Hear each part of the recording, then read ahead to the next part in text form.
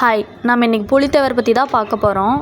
ஆங்கிலேயருக்கு வரிகட்ட மறுத்து எதிர்த்து நின்ற முதல் பாளையக்கார மன்னர் இவர் தான். திருநெல்வேலி நெற்கட்டும் செவல் பாளையக்காரர் இவர். 1715 பிறந்தார். இவரோட இயற்பெயர் காத்தப்பன். இவரோட புரட்சி காலம் அப்படின்னு அறியப்படுறது 1755 1767 வரையிலும். 1755 களக்காடு அப்படின்ற இடத்துல பூலித்தேவருக்கும் மாஃபூஸ்கானுக்கும் இடையில பெரிய போர் நடக்கும். அதில் பூலித்தேவர் ஜெயிச்சிருவாரு. நெக்ஸ்ட் பூலித்தேவருக்கும் மருதநாயகத்துக்கும் இடையில 1761 மே 16 ஒரு போர் நடக்கும். இதில் மருதநாயகம் வெற்றி பெற்று பூலித்தேவருடைய 3 முக்கிய கோட்டைகளான வாசுதேவநல்லூர், பனையூர், நெற்கட்டும் செவல் இந்த 3 முக்கிய கோட்டைகளை கைப்பற்றிடுவார். அதுக்கப்புறம் 1764 மருதநாயகம் தூக்கிலிடப்படுவார்.